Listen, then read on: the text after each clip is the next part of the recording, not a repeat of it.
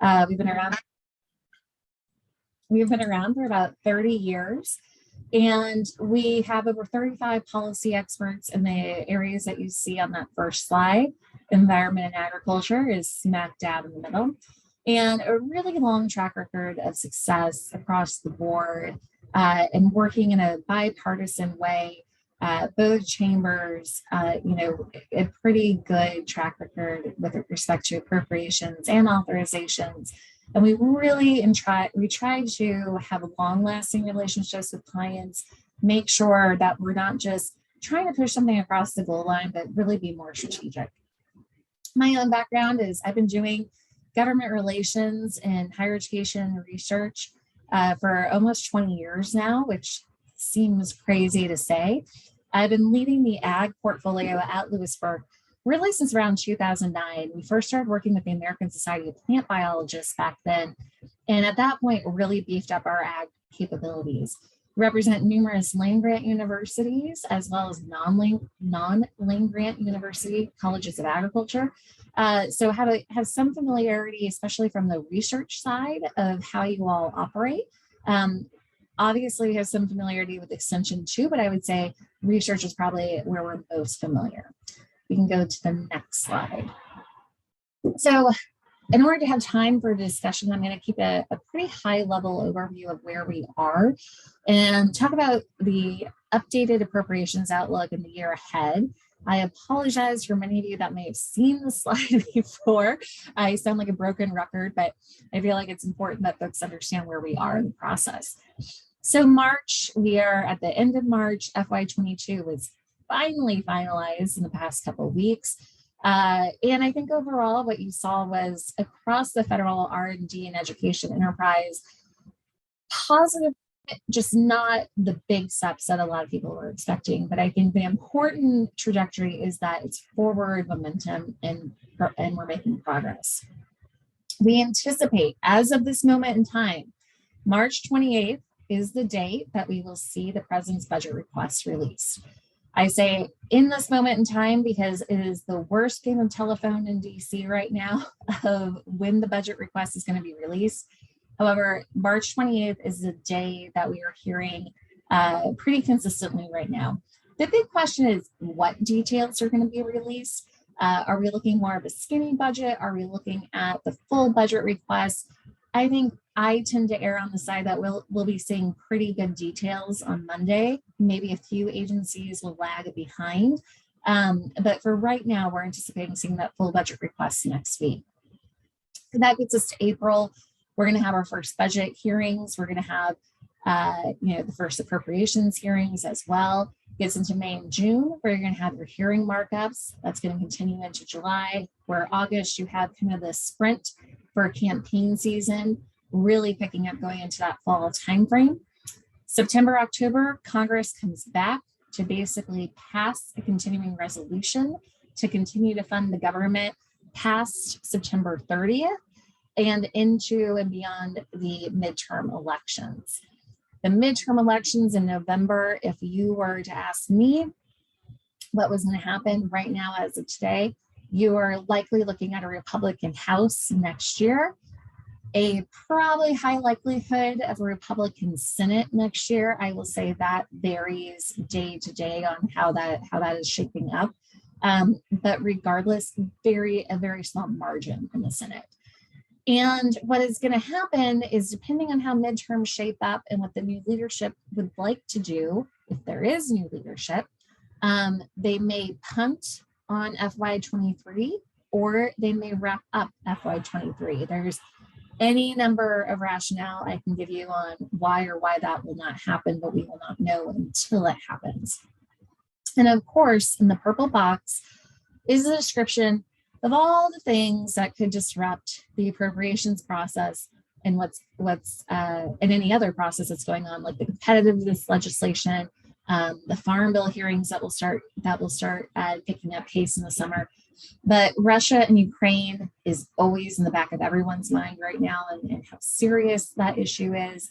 Obviously, there are Supreme Court hearings happening today. There are any number of policy writers that could attach to these appropriations bills that could slow down things. as well as the slim majorities in both chambers that will also be issues for the leadership to navigate.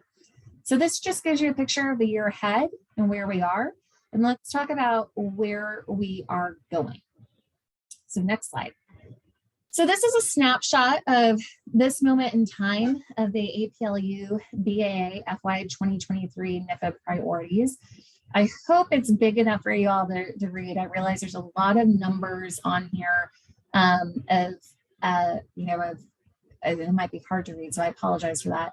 Here you see the enacted 21 level, where the House and Senate marks were, the FY 22 omnibus, and the APLU BAA 23 priorities in millions.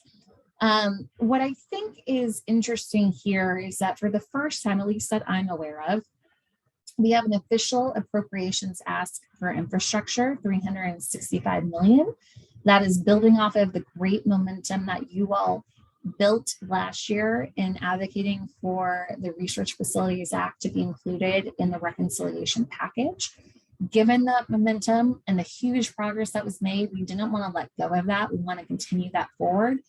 And I think the interesting thing about infrastructure is that we've heard quite clearly from authorizing staff in the House and Senate Ag committees, they want to make sure that this is a priority, and they want to have other committees be carrying the water on it too. And so I think this is also sending a message to our champions. This continues to be a big priority for us. We're going to look for multiple avenues to continue to get funding for infrastructure support. This is something that we can't ignore. And so I think that's an interesting nuance for 23. And it kind of impacts how we look at some of our other programming, and we can have a little bit of a discussion on that later. But this is where we ended up on 23. That gets us to, sorry, you can go next slide, to messaging for 23. You can go, yeah, thank you. And I've talked a lot about this, and I think this cannot be underscored enough. Just like the Great Resignation has impacted our whole country, and there are staff shortages everywhere, there's really a staff shortage, or I shouldn't say staff shortage, but a lot of new staff on Capitol Hill from the Great Resignation hitting all the Hill offices for various reasons. Natural turnover, folks deciding to move back home instead of live in DC during the pandemic, choosing different career paths, whatever you can think of. The same reason is hitting Capitol Hill. And that creates a real need to educate staff about agricultural research and extension and all the corresponding accounts via appropriations, as well as laying the foundation for critical legislation like the Farm Bill. We cannot afford to assume anything. Some of these staffers have great intentions, but they may not understand what hatch is. They may not understand what McIntyre Sinus is. Even if they grew up on a farm and know exactly the impact and the value of agriculture, you can't assume that they will understand the nuances between all of these different program lines.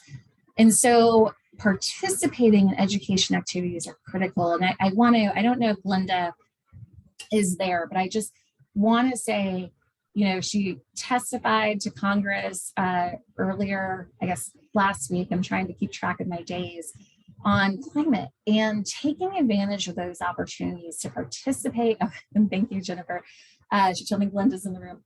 Taking advantage of those opportunities to participate in hearings, to show up at town halls, to invite members or their staffs to come and tour your labs, your research facilities, your extension activities is so critically important right now.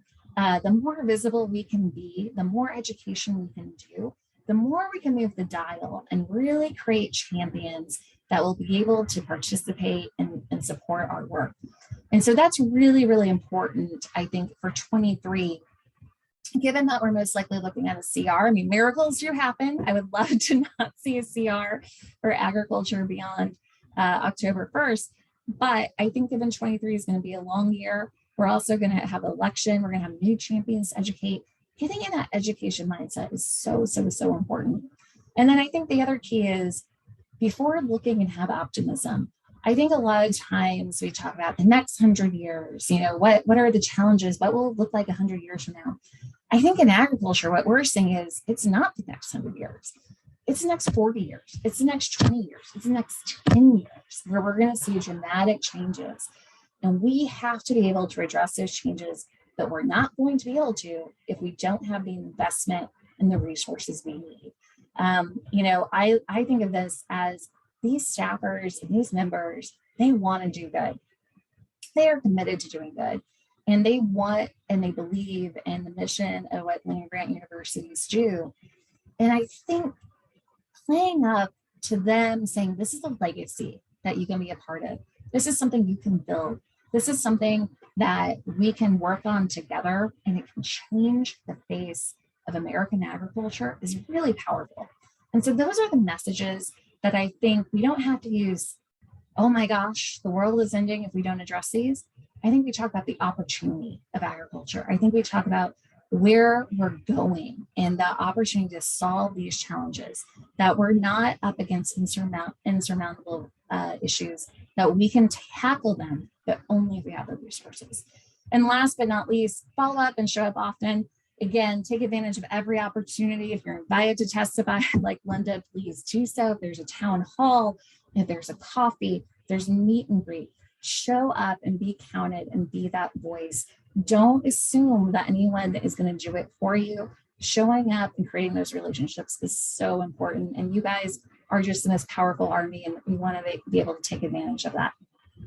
I think that is my last slide. I will be quiet now so that we can have discussion. And I apologize in advance. I do have only about 10, 12 minutes to talk before I actually have to run off to see some NIFA folks and talk with them.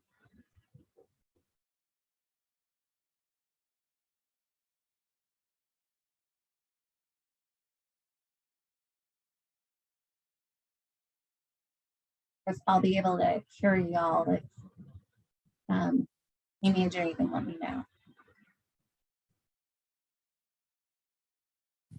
Hey, Bridget, can you hear me? I can hear you, yes. Good to see you.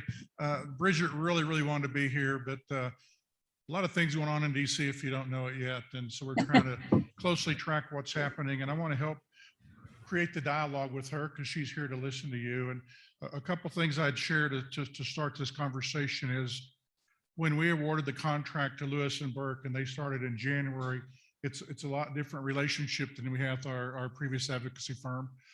Just last week alone, Bridget and I and Marshall Stewart from Missouri, who's chair of the Committee on Legislation and Policy Farm Bill Committee, had 2, if not 3 Zooms with staffers that are working on the Farm Bill in the Senate and the House side.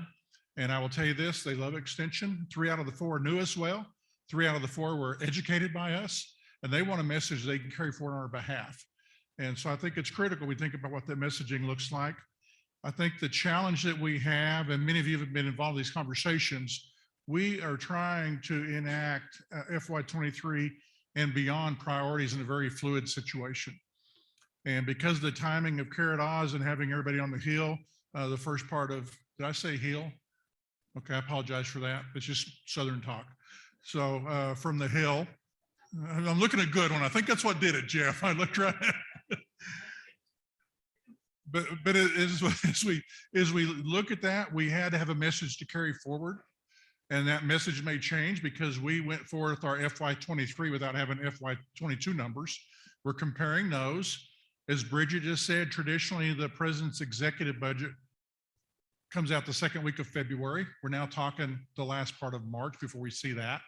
And so there will be some reset points moving forward if we need to.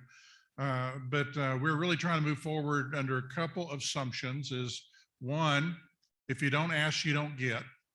But the challenge is what is realistic versus aspirational. We did something very different this year. If you saw the chart she presented, in years past, we did across the board percentage increases for everybody. And the criticism that we got, if that's your request, then there's no priorities there. And so we asked the sections to come forward with numbers to help us put that together. And don't let it go past you about the ag research infrastructure being in there. We've got a plan. We've never gotten any measurable money to do that. And we're going to rely on you to help carry that message forward. I had a chance to step out at the break and speak with your evaluators across the hall. And I said, when I was extension director, what I wanted an evaluator that could show me impacts. And those are the impacts I shared all across my state. Now that I'm in Washington, D.C., I want an evaluator that shows me impacts that can be transitioned into advocacy messaging. What is the value? Not just the impact anymore. What is the value? What's the return on the investment? What societal problems are we solving? You know, a few years ago, what were the great challenges we all put our effort and energy into? So it's critical for us to stay a course of action that is realistic yet aspirational where we need to go. It's important to us to have justification behind every number we move forward. And I tell you, our continuing battle will be capacity.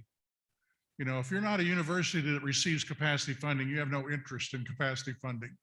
And there's times we take on the American Association of Universities because they would like capacity to be competitive, that everybody could apply for it. And so we're the only group in DC that advocates for capacity funding other than NIFA, our friends at NIFA. It's a big deal. $1 billion annually come to capacity, but we just can't assume because they think we're good people and the staffers go to our colleges that they're going to keep supporting us at that tune. So we got to create that messaging justification for that. So I just wanted to get you thinking about kind of where we're at, where we're going to try to go.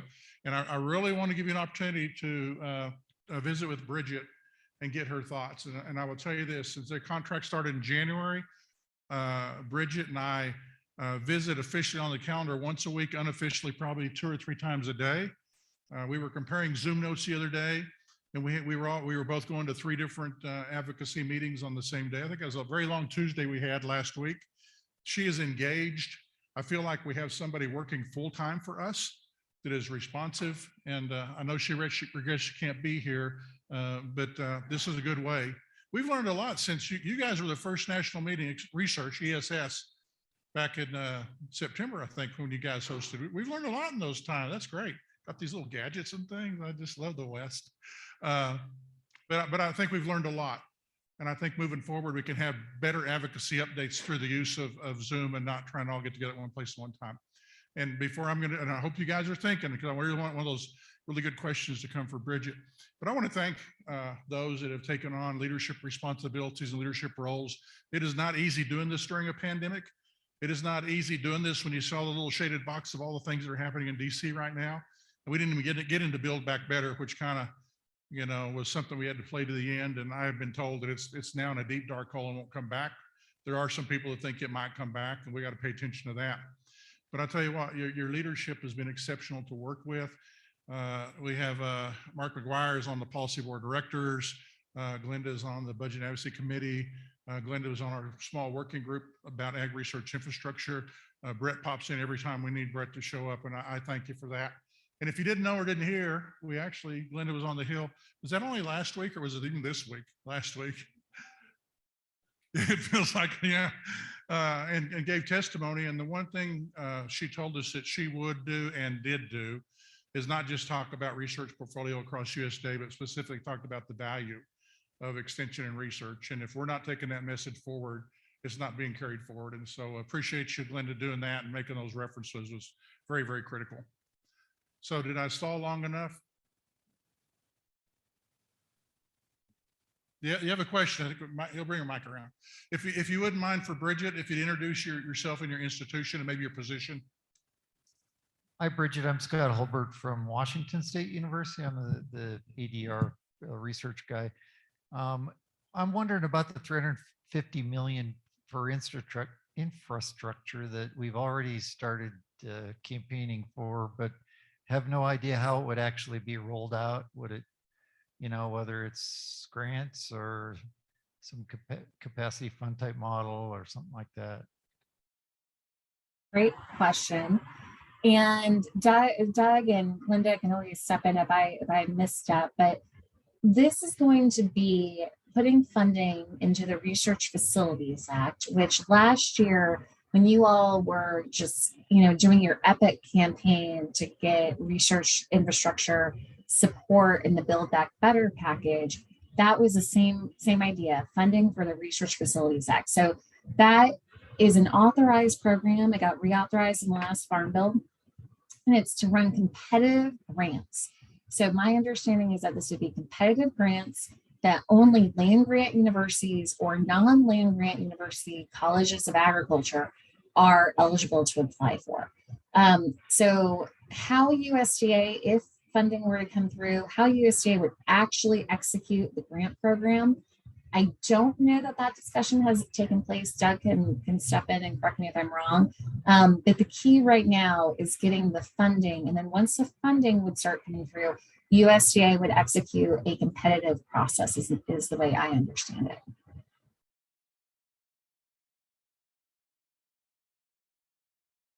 Is trying to be prescriptive on how to spend the money without having the money. And so what we've said some general comments. A general comment is we would like to have no match required to be with it or no waiver to go with it. So that the money that goes out, you're not trying to match with your state dollars. We've said that we want to make sure it's inclusive of everybody in the land grant system. We even talked about, we'd like it divided up where the size of your institution will be competitive against other institutions of your size. I think the language says no institution could have more than one grant at a time. We didn't talk, I don't think, Glenda, we talked about a threshold amount. It would be a quasi-competitive. I say quasi because it would be limited to land grants, but it'd be competitive within our structure. And there Yeah, are, go ahead. Oh, Doug, I was gonna say, I do think the legislation has a kind of an arbitrary threshold where I think no one university can get more than maybe 10% of the funding that's allocated, something along those lines. And I don't recall what exactly it is, but there is some sort of maximum threshold that you can get. Yeah, and so we've talked in broad terms how to go set the guide rails without letting the guide rails drive the process, because you know you've got your authorizers that put it all together and throw a number out there, and you've got your appropriators that make the number work. And so we're trying to stay kind of on the authorization side right now. We see a couple pathways forward. And if you don't understand where the 365 came from, the original request from the Gordian Sightline study was 11.8 billion. And what we ended up with that appeared in one of the committees was the 3.65 billion. And so we just took that and divided over a 10-year threshold. And, you know, you could argue 365 million a year is not going to do what we need. And I would say you're correct, but we don't have anything now. And so it's kind of part of it is socializing the idea, getting our foot in the door. You know, the success that ARS had, which is a totally different agency and, you know, different focus on how they fund them. The success was they had a plan that once the money started coming in, what that would look like. And we think that we have that justification through the Sightline study, but putting the details to a plan will come behind how much we hope we can get at any point in time. And to be honest with you, I hope it's not 10 million, but we would not turn down 10 million because it opens the door. We got to open the door. Great question. Thank you.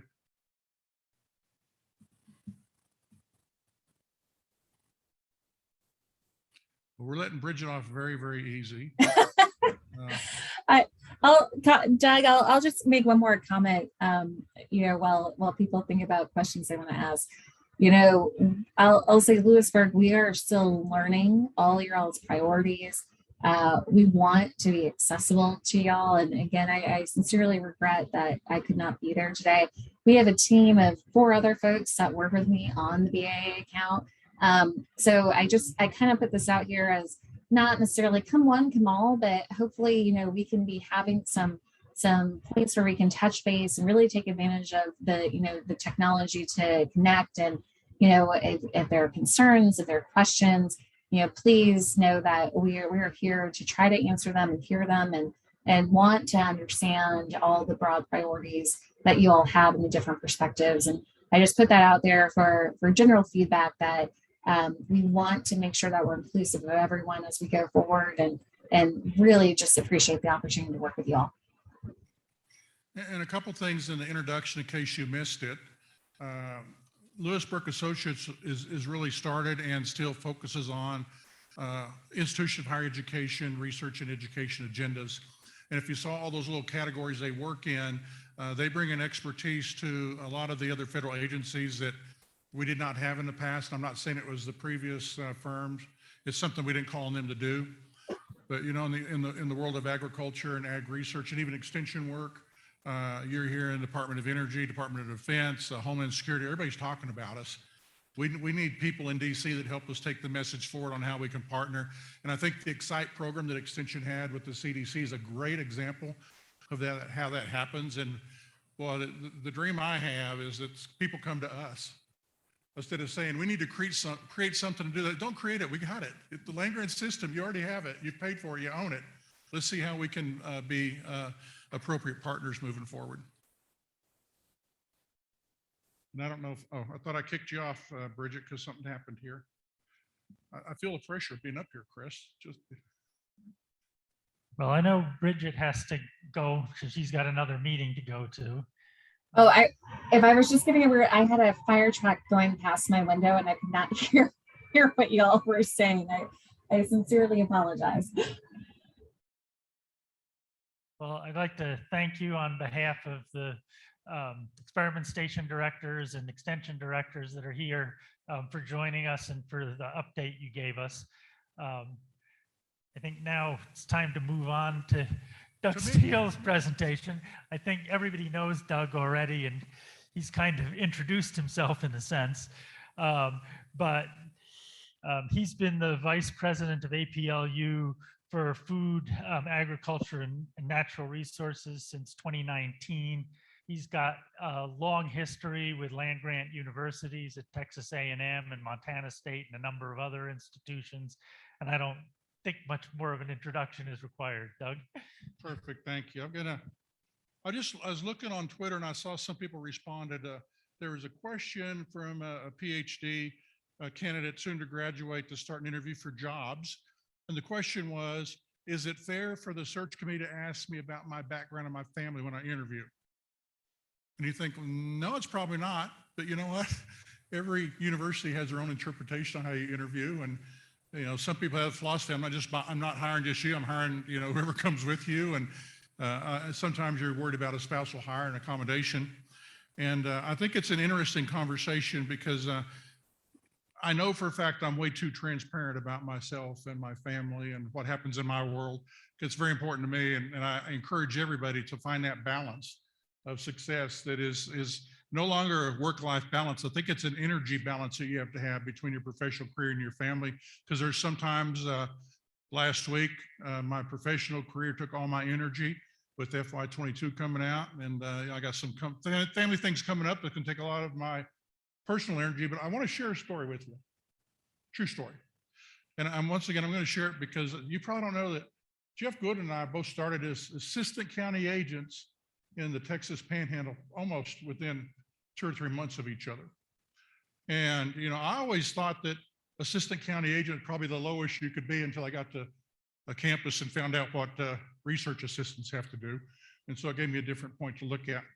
But when I moved from Amarillo to Hutchinson County, my wife worked at a bank and had befriended a rancher out at Boys Ranch where my dad was the high school principal. And so befriended this rancher, his name was Roy Turner, and Mr. Turner did not have the best eyesight, and Mr. Turner was not going to have anybody drive him around. And Mr. Turner ran into the broadside of a moving train and killed himself. So, you know, it's a tragic accident and tragic story.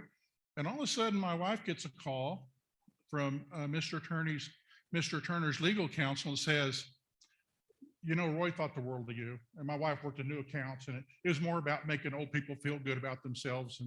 And he said, in fact, he felt so good about you. In his will, he wanted you to have this 2-year-old registered quarter horse. Okay. Has anyone been given a free horse? There ain't nothing free about it. So I found out by the FFA farm had a little place I could put the horse, and I bummed a saddle off somebody, and this horse was 2 years old, grew up in the canyons around Boys Ranch and never seen a human being before. And they loaded it up and kicked it out, and here we get started. And you know, Jeff was a rodeoer way back, and he's used to that rough and tumble life. I convinced my wife, this is probably the only time she actually supported me in something that was really stupid, that I could break this horse. And I was doing so good breaking this horse. We were doing circles. We were doing training. I could sack her out and throw the saddle on her. I got to the point where I could saddle her up, actually get on her back. She wouldn't do anything, but I could get on her back, and I felt really proud about that. So I told Lori, come down and see. This is amazing. Come see it. So Lori came, and we named her Royalty after Roy Turner. So we came down, and I got Royalty out, got the harness on her, got the saddle on her. And Lori wanted a better view, so she jumped up on the fence. Well, when she jumped up, that horse went crazy because she wasn't used to those movements. She caught me under the chin and broke out 3 of my teeth. And on a really cold weather day, I have this like a built-in barometer. So in Montana, it was really good to have that. I knew how cold it was going to get. And Lori somehow got me to the emergency room. I spent 3 or 4 days there, concussion and all that kind of stuff. Here's the point of the story. Lori and I went out in Chinatown for Valentine's dinner because I was going to be traveling on Valentine's Day. And I bit into a fried wonton and broke my front tooth out. And well, one, you're probably asking yourself, you should pick a new Chinese restaurant if the wontons are that hard.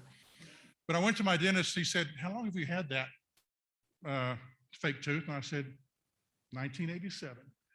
It's amazing. He said, if you get 10 years, you're lucky. And so I tell you that because I have to wear this retainer now because they had to shave everything down, repack my jaw so I can get another implant and get another tooth later on. So if you see me slurring, slobbering, or just looking different, you could say that's just typical Doug, or you can say, oh, I remember he's got that apparatus in his mouth. So thank you for that. Chris has nothing to do with advocacy whatsoever, but I thought it was important to share that. Let me just give you some highlights. I really want to make sure we get to our federal partners. I always enjoy hearing Suzanne, and I think it'll be the first time I get to hear Bob if he's still online as an official NIFA employee. I want to hit some highlights, and one is I hope you understand after what Bridget said that we are in an ever-changing environment in DC, and we really try to operate in a bipartisan way. And in fact, Senator Stabenow and Senator Roberts both used to say that agriculture should be the strongest bipartisan part of what our country does. And if you were with ag research infrastructure and Build Back Better, you found it really quickly that's not holding true right now. It is all straight line politics, and nobody's going to cross over the side, which makes our job harder. I hope you understand that when we look at what's taking place, the great resignation, the potential turnover in midterm elections, the change of staff members, we literally, and if you've been up there, you know this, we literally are talking to 25 to 28-year-olds that could change, and it's important that they know who we are. We can't move forward on our reputation alone anymore. We need to understand that we are trying to make decisions with incomplete information at this point in time, but we know if we're not making decisions, we fall behind the pack. And the one thing I can guarantee you is the Association of Public Land Grant Universities, our land grants, what we do through the Board on Ag Assembly, we have an unbelievable reputation inside the Beltway. And so we're going to try to continue to work with Lewis and Burke and make sure that holds into the future. We're moving to a top line. And since I've been in DC, I started my 4th year in January, I've had more than one staffer tell me we need the NSF approach. We need one top line for NIFA. And we all talk to that top line, and then the top line are the programs that fall underneath that. Last year, National Science Foundation gained $3 billion, gained. We gained about, I think the actual, I'm going to talk general figures, about 78 million for NIFA. Our goal in the past has always been about 8% growth a year, which is about $100 million in the NIFA budget. Our numbers this year is almost $650 million, which is almost a third of the total NIFA budget. Probably not a great year to move forward with that, but a good year to reestablish the role that the land grant universities play. And there's not a conversation that happens in DC around climate, around food security, about emerging workforces that does not have a component the land grant university can help provide solutions to that. And I'm excited to have Bridget. I'm excited to have our new communications and marketing folks in-house now. I'm excited about what the future looks like for us. It will never be easy work, but I think it's a message we can really carry forward. And as I told the evaluators, one, we need to probably get them in a room or on a Zoom together and let them help us decide how do we move from reporting numbers to impacts to advocacy messaging, because that's what we need to move us forward. And a couple other things, and Chris, do I have a couple more minutes? 2:30, okay, well then I'll slow down my Texas talk and just take a breath every now and then. So some things to move forward that we're going to need your help in. One is we have really got to decide what is the appropriate number for capacity, how do we get there, and how do we justify getting there? I've never walked into an office yet and they say, what do you need? I walk into the office and say, what can you justify? And in fact, the two meetings we had last week with the Farm Bill folks, I ended the meeting with the Senate folks and I said, you know what, I don't want you to think we're just always here asking. I said, what can we do for you? What is one thing that would make your job easier? And one of the young ladies said, what would make my job easier? If I had a list of experts in these Farm Bill topics that I could get reliable information. Does that not sound like research, extension, land grants? That's been my whole career, saying we're reliable, non-research-based, non-biased information. And I said, you know what? We can do that for you. And her jaw dropped up. You could do that. And I said, just tell us which areas you need. And it made me thinking when I was coming back is we should have an resident expert resource list. So that's available in your states and available from DC, to think that they're sitting there talking about carbon sequestration and we don't have researchers part of that. Greenhouse gases, the whole water quality we talked about this morning. I'm not saying we have the answers to everything, but we can be part of that discussion to find solutions. So that's one thing we have to do is what are the end goal numbers for capacity? Why is it needed? And how do we justify it? Secondly, we need to really think about the timing of how we do things. The last 3 years, no matter who the administration is, the president's executive budget has not shown up like it's supposed to the first week of February. Makes our work very difficult when we have Carrot Oz members come in the first week of March to carry a message to the Hill. And I understand that if we're not communicating with offices and they're not submitting the paperwork, we don't end up in a FY23 draft budget somewhere. So I understand the timing of it, but I really think our challenge is how can we play that out differently? Because we're not just in DC the first week of March. We're in DC in March with our Carrot, our volunteer, our delegate stakeholders.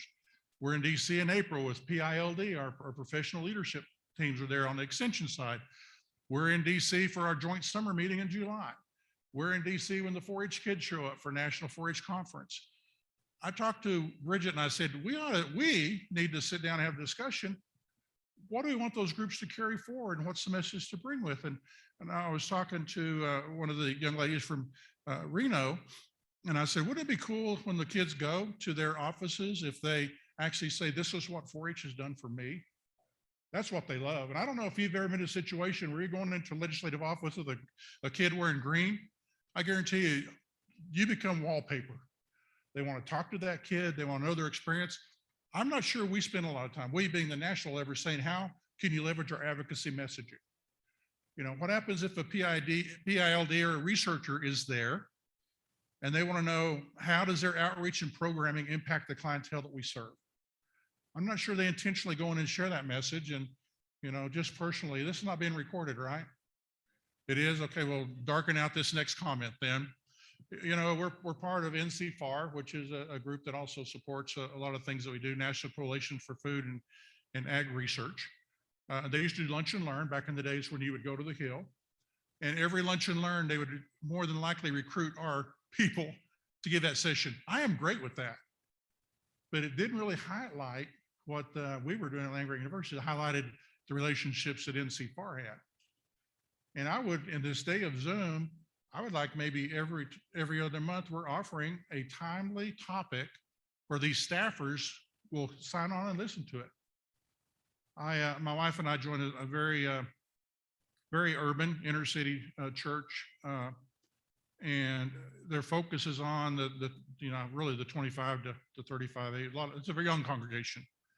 In fact, the day my wife and I showed up, I think the average age probably increased by like 6 years just because Lori and I showing up. But I meet with these staffers and they want to do a good job. And I will guarantee you, these staffers are writing the position papers, the background papers that their bosses look at, or probably the chief of staff looks at, that then goes to their boss. And anything we can give them to make their job easier, to help them tell what we are looking for, want, is just unbelievable. And the bit of, you all might have heard the name Lindsey Graham, I don't know. But Lori and I are really good friends with his chief communications officer. She just turned 30. And anything I can give to her that helps her boss do his job better, she will take. And I don't think we've been ingrained enough in how that system works in DC, because it can't be 1 week a year in March. And so we got to put together an annual advocacy calendar when people are there, very targeted. And the other thing I said, and I convinced the policy board of this, I told them I need a little bit more discretionary dollars in my account, because I would rather have Glenda up there sharing that message than Doug or Bridget sharing that message. I would rather have leadership up there talking about what's going on in your state. We got to personalize this. And my job really at DC is to amplify a national voice so we are heard loud and clear. But at the end of the day, the reality is if you can't talk to your congressional officers and get them to understand what your needs are and how to vote for that, we're not going to move far. And I can get every staffer and every committee member on our side. They can be enthusiastic supporters, but if they can't talk about who we are and what we do, we're not going to get the votes we need to move forward. And we, under our previous advocacy firm, we always talked about the blessed states, and understood what we were trying to do. And I understand if you got somebody on appropriations or House Ag, we need to focus on that. But I think we're all blessed states. Last I checked, and I maybe got this wrong. Last I checked, every state still had 2 senators. And these are the ones that need to hear what we do and the difference we make.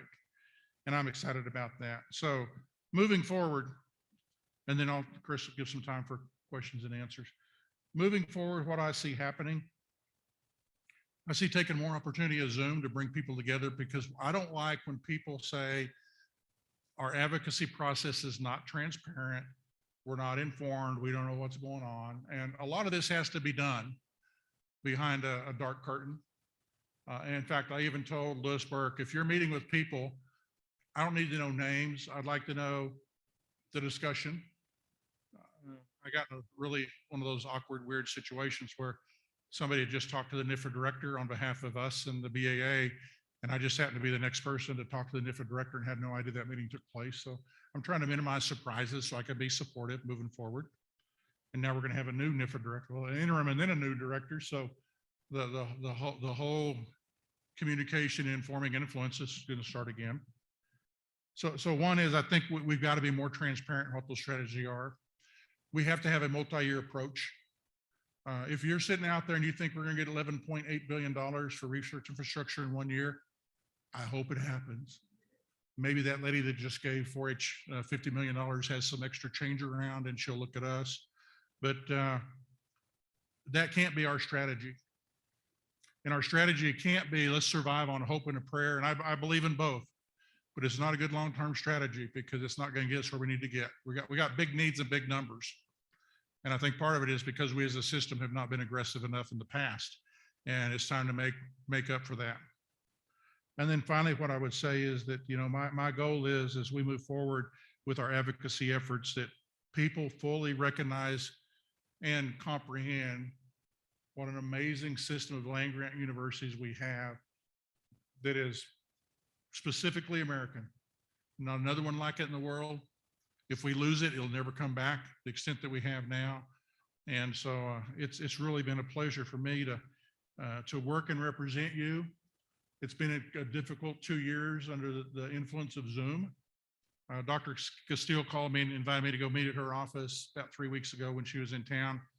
And we did that. And so I go in the foyer of the Whitten building and wait, not a person in the foyer. Dr. Casile shows up, we ride the elevator together, the hallway is dark, office doors are closed, there's nobody there, but they're coming back. They are coming back. And one reason that we moved Carrot Oz to virtual format is we could not get assurances we could have access, easy access. And I don't know, Linda, what your experience was, but it's getting a lot easier to get in there. They're wanting to meet. They're going to be hesitant about meeting. And you gotta appreciate, we're traveling from different parts of the country, and they're very sensitive to that, but our opportunity is coming back. And I think in July, when we do our face-to-face meeting, for those that are there, we're going to look for some very targeted opportunities to talk to people that are going to be in a position to influence our budget moving forward. So with that, I think Brett's got the mic. If you guys want to make a comment, have a question.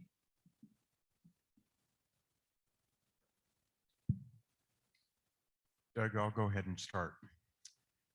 So you mentioned a lot of internal groups and a lot of what you're doing on behalf of the system, bringing in experts from our system, bringing in youth from our system. So my question is, can you tell us about engagement from others in the DC area? And the reason I'm asking that is we have somebody from NACO WIR in the room that's curious to hear about how you might interact with NACO, since they have a national office, and other offices like that.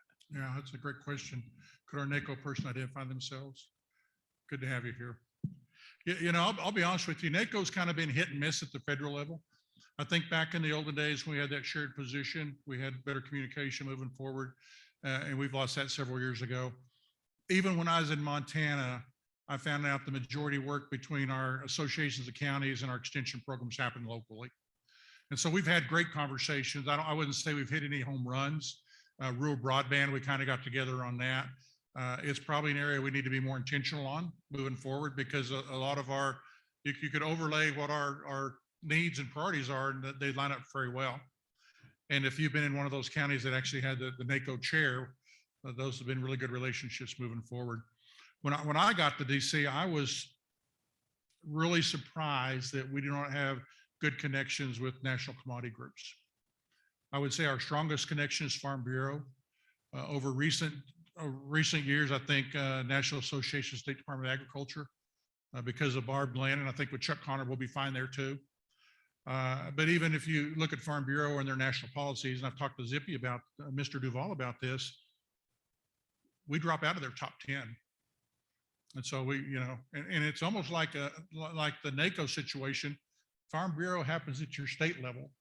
I mean, they're on your boards, they come to your things, they support what you do.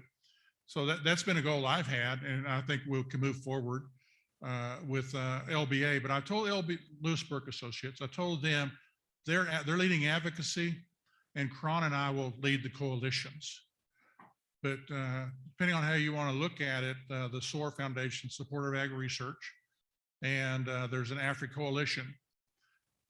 Judging by their names, they are single issue coalition groups. But 2 years ago, for the first time ever, we asked them to acknowledge the role of capacity and competitive funds in helping Afri be stronger. We've never been in their language before. And so we're trying to that, but I think it's a shame that you know, pork producers, the poultry folks, the egg folks, you can go just down the list of commodities that are important in your state. You know, my goal is we are finally back to full staff, finally. And so my goal is to free up some of my time to be able to have those kind of relationships that strengthen what we do at the federal level.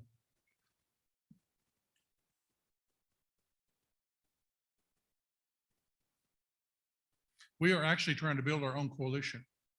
You know, there's a coalition called Friends of ARS. And you want to know what they support? They support ARS. That's it.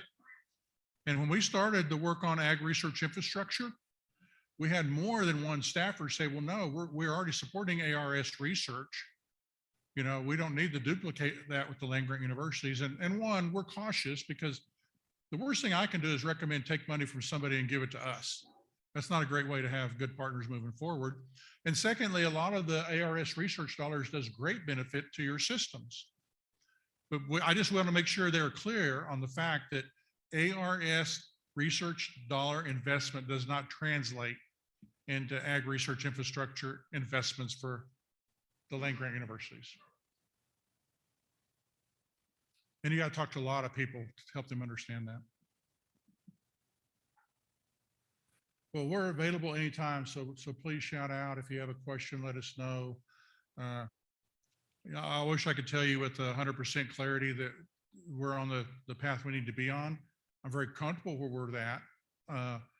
to me, I think the next two tipping points will be my president's budget coming out at the end of this month, and then midterm elections. And there's still a lot of direct political appointees. And if the current administration does what the previous administration did, they will start packing every political appointee while they have the ability to do that. That may change after November. You never know. In spite of that, I love my job. I told my wife it's kind of like a trial to move into retirement. If I can work from home for 2 years, and there's some days it's a good experiment. There's other days where I got a lot of work to do. I can still frustrate her, but it's magical when I'm so in tune and intense on Zoom and I look up and there's a cup of coffee by my desk, a sandwich during lunchtime. That has never happened in my work environment. I'm going to go back with some new ideas and we'll see how that goes over. But thank you guys. You know, the key to me at the end of the day, we are a volunteer organization and you guys pay assessments to be part of this. And one, we can't do it without your assessment. But my bigger fear is not your assessment, it's your lack of engagement and involvement. Because if that ever happens, we can't move this needle. There's just no way it's going to happen. So it's been a real pleasure to continue to work and represent you. And we got a big vote coming up on the communications and marketing becoming a standing committee. And I think it's one of those areas that I can't tell you how to vote, don't want to tell you to vote, but I need to tell you to vote because our rules of operations say it's based on 2/3 of the voting eligible members, not 2/3 of the ones that actually submit a ballot. So if you don't submit a ballot, that's as good as a no vote. That'll probably be going out next week. So I'm going to remind you that that's coming out. And I think there's really good logic and reasoning behind it. And it could be a very good opportunity moving forward. With that, I'll just say thank you, Chris, Brett, the planning committee. It's always fun coming out here and being with you. I got to pull out tomorrow and get home for a couple of days and then get to go join ECOP in Ontario, which I found out is not the Canadian side. It's this side, the California side. It's always good to know that. I just booked the trip to go speak at Montana State University. I think I was going to Bozeman, so I booked my flight to Bozeman. I got the agenda of the meetings and buildings. So, but Steve was encouraging because that's a beautiful drive. And I said, yeah, there are times of year that is a beautiful drive. So I'll work that one out. But it's good to see you. And please holler. Be glad to visit anytime. Thanks, Chris.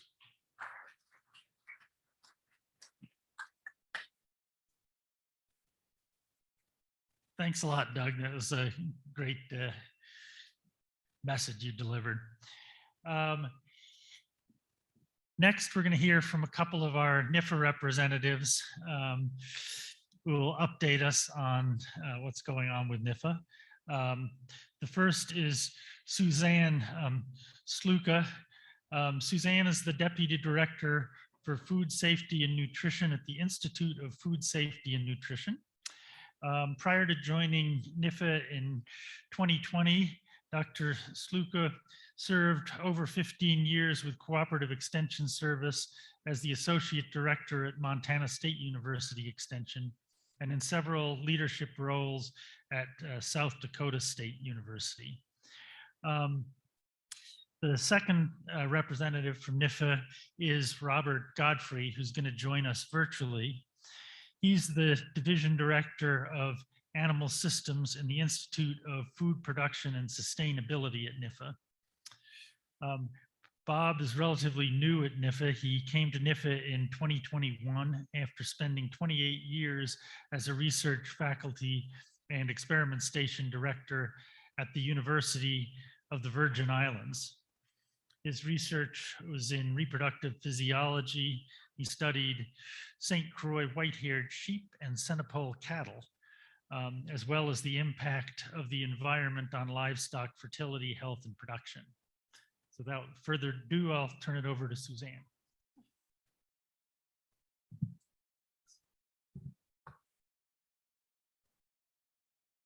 Good afternoon. It surely is a pleasure to be back here with all of you. I know I was only in the Western region for a short time, but I feel like I learned a lot, and hopefully I'm able to represent that at NIFA. And so Bob and I are really excited to bring you an update. And so we're trying to condense this so we may not hit everything. So we do hope to have some time here at the end too for you to ask questions. But I just wanted to start out by saying that I had a wonderful experience. So the shuttle driver, when he was bringing me here, they always make small talk, and he's like, well, what do you do? And I said, well, I work for the United States Department of Ag. And he's like, oh yeah. And he just started naming off all of our sister agencies, from Farm Service to, he said, Extension.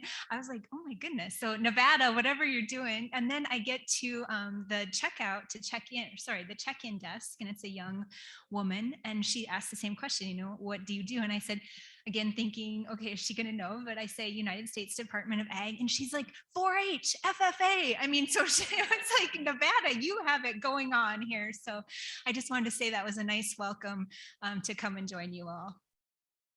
So do I control the slides, or do you guys do the slides? Okay. Oh, is there a click?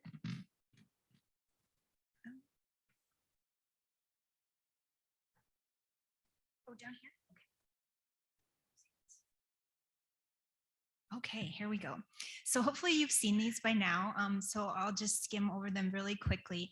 Again, these are the USDA priorities. We really we have committees. I'll talk about those a little bit more in depth as well for the first 5 that you see. And then, for the first 4. And then that last one is really about our employees. And so we have different initiatives that are going on as well to really help keep with that great resignation that you've all heard about as well, but keep making USDA a great place to work for everyone. Many of you have, again, hopefully heard about the personnel update. Doug had mentioned Dr. Steele, so I'll get to her in a moment. But again, if you're not familiar, at the USDA level, the Secretary, Tom Vilsack, and Jewel Brunau are Deputy Secretary. We are still in the remission area waiting for Shavonda Jacobs-Young to be confirmed. So she's still the nominee at this stage. And then we have Dr. Shafali Mehta, our Deputy Undersecretary, as well. And I just heard from my National Science Liaison and other 4-Hers that Dr. Mehta was at the 4-H conference doing a workshop for our 4-Hers. So she definitely got to see some of your youth this week as well. And then hopefully many of you have heard the news already, and I'm not the first one to break it, but Dr. Castile is leaving as of April 9th. So she is going to the University of Tennessee.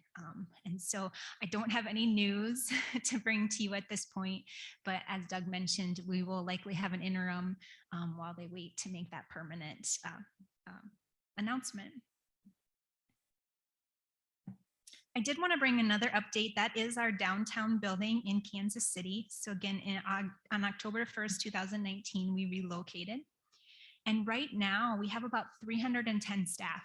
So, I mean, it was a push this last year with the hiring, and about 20 of those staff are located in DC. So those are like our national science liaisons, our congressional stakeholder affairs officer, those individuals. But the overall goal is about 400 total. And I will say, if you look at those two numbers, we have about, I think there was like 55 somewhere in the process of also being brought on board. So like a lot of our vacancies are in like grants management, Office of Grants and Budgets, our grants specialists, accountants, those types of individuals. So a lot of offers on the table being negotiated there. Our staff have been working remotely since March 2020. And now if you notice in our job announcements, new hires have the option for remote duty stations, and they're definitely taking advantage, just like Bob being in the Virgin Islands. We've got, I know of a staff member that's still in Montana, for example, one of our program specialists. Senior executives, so that's like my level, deputy directors, associate director for programs, we actually have to go into the office now. And so we have to go in 2 days a pay period. So I've been in the very, very open and vacant building. And so there's just a couple, like Deb Hammernick and I, many of you know Deb, deputy director for IFPS. We're on the same floor, and often it's just her and I on this massive open floor. So we'll be looking at, what that looks like going forward, but we are there a couple of days a week. We do have new personnel, and so we just thought we would talk to you about our new division directors. So you'll meet Bob again if you've not met him yet in Animal Systems. Rubella Gwasami, she came back. She was a national program leader, and now she is a division director in Plant Systems. So she had a stint at 1890s, and then also with federal agency, and sorry, it's escaping me right now, but many of you may know her, or many of your researchers and extension staff members may remember her as well. Susan Mosier is in our plant systems and production. She's located in Iowa. I'm Susan's sponsor, so I know a little bit more about Susan, but she came from private industry, was the majority of her background. And so she just joined us a few weeks ago as well. And then many of you know Shannon. And so we were super excited to get her in place as a division of youth and 4-H.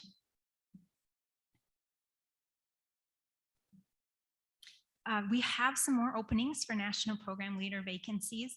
I should have checked. They have a cap limit. I think they're still open, but they do have a cap of about 200 applicants. And so we are still looking for those with expertise in biological sciences.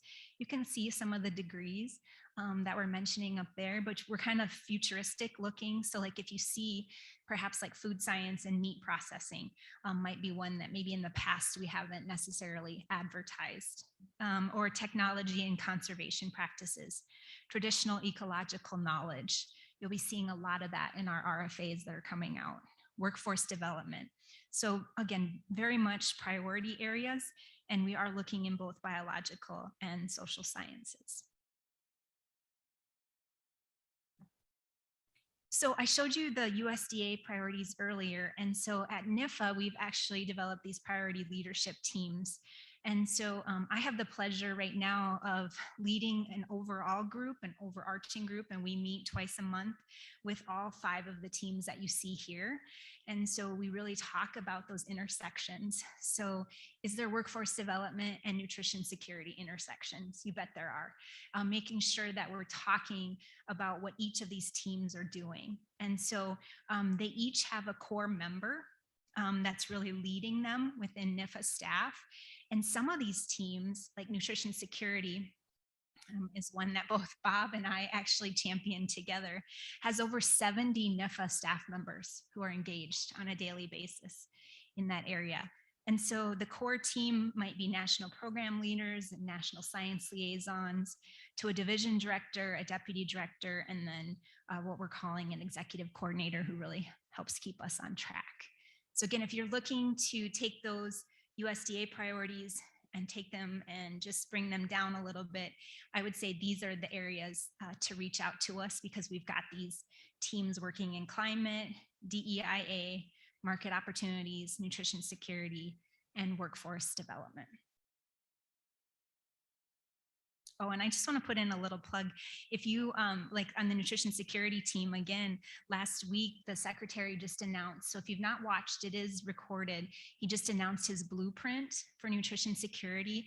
And so our national science liaison has been heavily involved in that. So like she leads this team and has also been helping to do that work on the blueprint. And so NIFA and your programs were mentioned like 4 or 5 times in Secretary Vilsack's speech. So please do check that out and share that with your staff members as well. Oops, it's like it's stuck. Oh, there we go. We have an amazing communication staff led by Faith Peppers. And so we've been adding new staff members.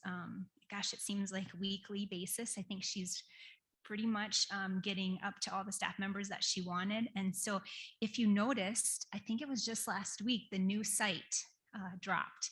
And so we converted to Drupal. And so there's a lot of new features. And these are just a few that she wanted me to highlight if you've not checked them out. But our organizational chart is so much easier to access. You can find people hopefully quicker, faster, especially the listing of national program leaders now. The search should get you to the topic that you need. Those key contacts are also by division and institute. Check out the RFA calendar. It's not only about what's currently out there, but what's coming up. So you know, like, okay, in March, they're anticipating that these will come open. So it's not that big of a surprise, hopefully. There's a user experience survey, making sure everything is 508, 503 compliant. And then this revamped information architecture system that hopefully you like that new navigation and really streamlines things. And if you've noticed our slides, our presentation materials, we're really trying to take a more modern and responsive visual design. And they actually have, you know, graphic designers now that can help kind of bring us into this age. Our social media platforms are very active. If you've joined us on LinkedIn, Twitter, or Facebook as well. Just trying to think. There's one more thing. Oh, you all also have, each of the regions now have a liaison. And I think at the last meeting, we announced it was La Rochelle Samuel Smith. But each of you have this direct link to a NIFA communication staff member. So we will definitely introduce you again to her. So like Bob and I, when we're communicating, we can go right to La Rochelle, but you can as well for the Western region. And I think that's all of my slide. No, sorry, one more. Finally, we just wanted to introduce you, Deb Hammernick and I. We realized that, you know, as we're onboarding a lot new staff, a lot of them don't know about extension. They don't know about ag experiment station sometimes. And so we thought, well, what can we do to try to bring them up to speed, to have dialogues and discussion? And so we kicked off couple weeks ago now, maybe, I think it was last week and the week before, a series of webinars, and as you can see up here. And so we started out with ECOP first. So Wendy was on and joined us along with Bev Durgan. And then Robin Shepard. I'm probably forgetting a few names too, but it was a lively discussion. We had over 150 NIFA employees. And so at first, Caroline Henney from APLU as well. And so we did about 30, 40 minutes, I think, where they presented, and the rest, I mean, we left about an hour and a half, and NIFA staff had so many questions. We went the whole entire time. And so that was ECOP, and then SCOP just happened. So Brent, you were on as well. And I think you had the same number of participants. I couldn't be on, and I think you went the whole time as well. So let me tell you, our staff are yearning to learn more about your programs. And so this is just one way, but we'll take any other ideas that you have to engage with them because they really want to learn more. Okay, now I think I hand it over to Bob, who's hopefully still on with us here.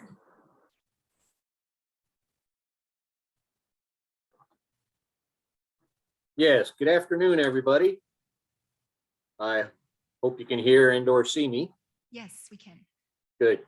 I always tell everybody here at NIFA since I joined that beach behind me, that might be a virtual background. It might not be, because as Suzanne said, I'm still in the Virgin Islands working remotely, which fed into a little bit of the travel problems yesterday when I couldn't get to Reno to join y'all. I was really looking forward to it, but instead I flew to Miami, had lunch, and flew home. So, but it's good to see everybody virtually. I know there's some familiar faces in the audience, so it's glad to be with this group. Here you can see on this slide we're showing, if you can go to the next slide, please. Oh, no, back, I'm sorry, I was on the wrong one on my screen. My bad. Yeah, you can see what we're looking at with the budgets. Slowly over the years, AFRI budget has been increasing. We still haven't hit what our proposed big ask is for, but this year we were appropriated $445 million, which is up 10 million from FY21, but still it's almost flat with inflation the way it's going, but still we'll take the increases and keep moving and trying to get more of them. Next slide, please. In the AFRI program, it is guided by the 6 Farm Bill priorities of plant health and production and plant products, very similar one for animals with health and production and animal products. Most of the programs in my division deal with that. Food safety, nutrition and health, bioenergy, natural resources, environment, ag systems and technology, and ag economics and rural communities. And these all help address all of the national priorities that we have as well. Next, please. The AFRI RFAs, some of them have just come out and some of them are very soon to be released. The Foundational and Applied Science program is just released. The Education and Workforce Development is coming out soon. And the Sustainable Ag System was just released. And that's for fairly large systemic or system type grants that look at transdisciplinary activities across education, research, and extension. And next slide, please. There's been some additions to the AFRI RFA this year as well. The rapid response to extreme weather events across food and ag systems, that's within our cross-cutting programs. We have environmental and natural resource economics within the ag economics in rural communities, and the rural innovation and demonstration of climate smart agriculture for future farms within the cross-cutting programs. That's kind of a follow-up to the Farm of the Future program that was offered last year. Next slide, please. The rapid response to extreme weather events, you can see the specifics related to that here as far as the types of grants and the funding amount, but it's designed to deploy strategies to fill knowledge and information gaps in the aftermath of disasters, usually extreme weather events and disasters, and being very sensitive to that in the Caribbean with hurricanes. So we appreciate this kind of support. And they're looking at the different emphasis areas, agro-ecosystem resilience, agricultural commodity and nutrition security, and the health and well-being and safety of our community members. And on March 25th, actually this Friday, there's going to be a frequently asked questions section about this funding program, and you see that link there at the bottom of the page. You can also find information about that on our new NIFA website. Next slide, please. We've also added the environmental and natural resource economics, and this is to advance economic theories, methods, tools, analyses to contribute to an understanding of ecological approach to agriculture, and it includes forestry and aquaculture to balance production and sustainable resource management, sustainability. The research and integrated projects are available in this funding program, so there's a lot of opportunity there. Next slide, please. We also have the regional innovation and demonstration for climate smart agriculture for future farms. These are big projects to develop demonstration test beds for applied research, education, and extension in the animal and plant communities, or combined across animal and plant production systems to use smart technologies and management practices to assure sustainable climate smart agriculture for the future farm production practices. Again, this is kind of a follow-up to the Farm of the Future RFA that we had last year, and it's trying to provide opportunities for more of those projects as we move forward. Next, please. And in our engineering for ag production systems, that has actually been split into two because it became a little cumbersome. So we're trying to get a little more focus in each one of these. Next slide, please. You can see here the engineering for ag production, focus on engineering devices, technologies to improve agriculture relevant plant and animal and forestry systems. And it must have a significant engineering component defined as the application of scientific and mathematical principles to practical ends, such as design, manufacture, operation of efficient and sustainable structures, technology, machines, processes, and systems. So you can fit a lot under that umbrella, but this is more for the plant, animal, and forestry systems. We go to the next slide, please. Then we have engineering precision for crop and water management, which is a little different focus, same type of focus, but on a little different area for research and education. And well, it says the same thing here, but anyway, scaled to various, it's for productions that can be scaled to various production systems across the regions to facilitate adaptation, to help mitigate greenhouse gases and profitability for farmers and ranchers. We go to the next slide, please. We also still have a lot of interagency programs within AFRI. They vary across institutes and what other cooperative agency we deal with and how the funding is administered and managed and where the funding comes from. Some of these NIFA provides funds, but the funds are distributed through the collaborating agency. We help with the reviews. Some of them have an international connection with them as well, such as the EEID, Ecology and Evolution of Infectious Disease, as the UK component to it, NSF and NIH. So there's a lot of interaction across agencies. We're looking at different ways to support the research that we need to move our ag systems forward. Next slide, please. And another, I call it interagency in quotes because it's kind of a very different program. It's a fairly new, well, it's an absolutely new program. USDA Rural Development designed the meat and poultry processing expansion program to expand the capacity of meat processing sector and to help improve the supply chain resiliency. And the money comes from the American Rescue Plan Act, and the funding comes from rural development. NIFA is helping to do the proposal reviews. We're modifying our panel review system, working with our rural development to make sure we meet all their needs and their review processes and some of the controls they have in place. But we're setting up the panels. It's a fairly quick turnaround. The RFA came out 2 weeks ago, and the applications are due April 11th. And so they can start getting the award notices out sometime in June, hopefully. You can see it's fairly large funding, $150 million total, $25 million maximum per project, or 20% of the total project costs. There's no minimum award amount. So this can be small mom and pop operations all the way up to fairly large size commercial productions. Now, there are some eligibility constrictions.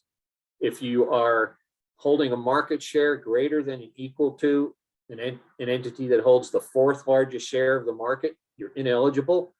So again, they're trying to make this somewhat targeted to get it away from some of the big processing companies around the nation, but looking at some regional, maybe smaller facilities to help enhance the capacity and help with resiliency, as we all saw the impact of the COVID-19 pandemic on the supply chain issues. Next slide, please. So with that, I'll end my presentation, get me some more beach time. But Suzanne and I will be glad to answer any questions. There's our contact information if you want to get a hold of us after the fact. But really enjoyed speaking with you. And like I said, I wish I could have been there. But, you know, I think there's a bungee cord between my belt and the Virgin Islands. I just can't seem to get off the rock too often. So thank you for your attention and glad to be with you. And I just wanted to clarify, so just today, the Education and Workforce Development AFRI hit the streets. So it's that new, and I was trying to take a peek at it, but that just was released today too. So technically all the AFRIs are out.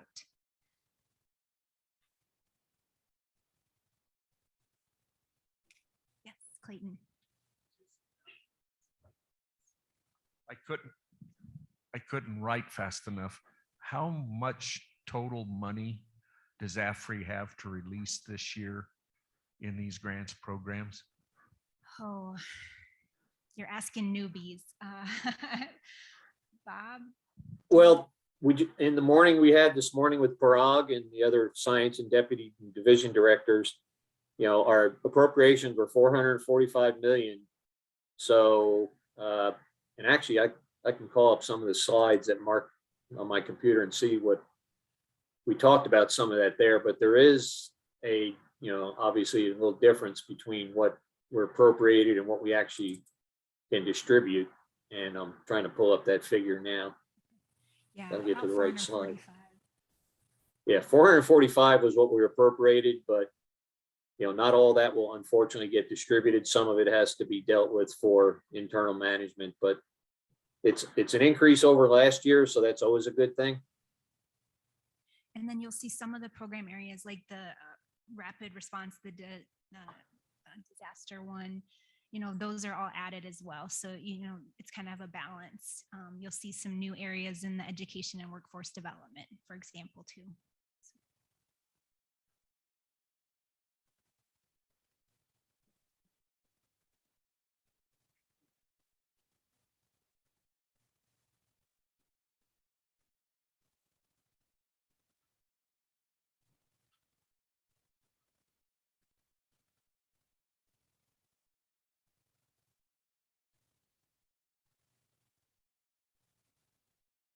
So I will ask a question, and this came up last year among many of the experimentation directors in the West, and it's about the letters of intent. The understanding was letters of intent were basically to help NIFA organize panels for review, and a lot of letters of intent were basically informed, those that submitted them were informed that they didn't really hit the mark for the program. And so many directors were kind of caught off guard because it seemed more like the letters of intent were being used as an initial screening of the grant proposal rather than to form panels. And so just wondering, was there a change in philosophy? Because again, directors were asking, and especially now with the new release of funding opportunities. Yeah, I will let Bob answer as well, but Bob, I'll start.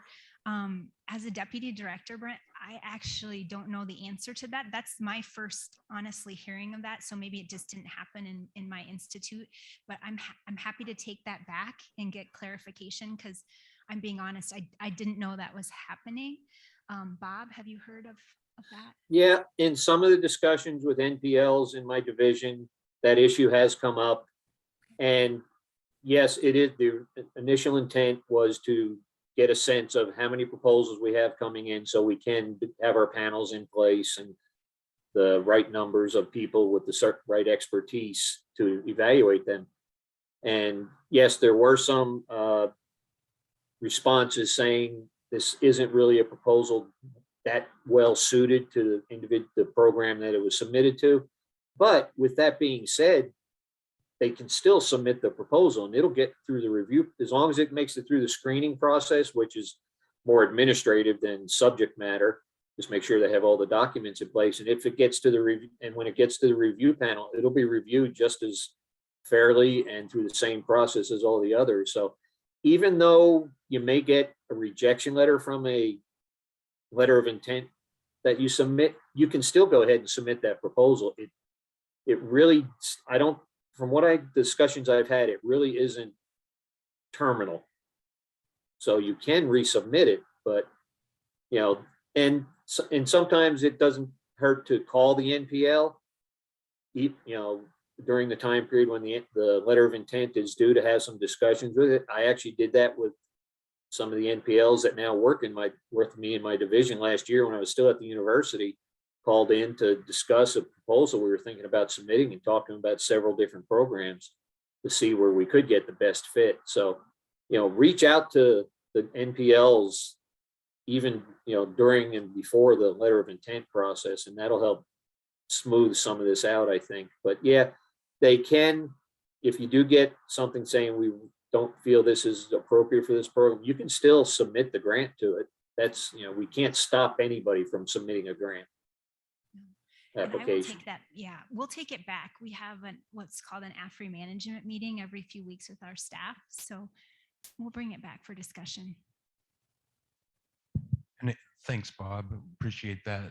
And I think the concern was the letter of intent hit what was in the RFA, and yet it seemed like they said, it doesn't seem like based on your letter of intent, your project is well enough developed at this point and may not be competitive, was kind of the impressions that were being received.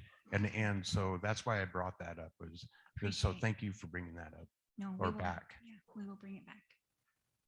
Can I put a plug in? We should have had a slide on this. I think we've said it before, but we really have revamped our system now of, you can go in if you want to serve as a peer reviewer. So I think we've shared that link with Doreen and Brent. But we could get it out again. We just want to emphasize, send it out widely. Have all of your staff who's ever interested, make sure they get into, we call it the peer review system, or PRS. It's on all the bottom of our emails, NIFA staff members, but it's an easy sign up. It's really, now we've just had a training with staff. We've trained them how to go to this database and really search for experts and make sure we have a breadth of diversity and voices at the table on our peer review panel. So if your staff are like, oh, I'm already in the database, they may be, but also encourage them to go and update, because a lot of that is old, or maybe they may have a new emphasis or niche, like maybe they've picked up workforce development or meat and poultry processing, and we didn't know that. So please, I highly encourage you to share that out. That is where we're going to be going a lot and looking for our peer review panelists. I'll just put one more comment in there. It's obvious that Mark Mirando is one of the science liaisons. If you were able to convince the National Science Foundation to support a project in artificial insemination. You're right.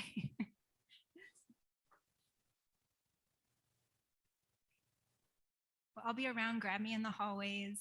Whatever you need, happy to help answer any questions. So thank you for having us. Bob, appreciate it too. Thank you. Wish I could have been there in person.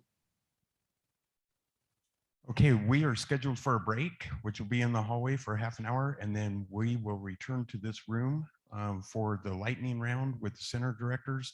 And then we'll have tabletop discussions with the directors if you wanted to visit with them about anything in more depth.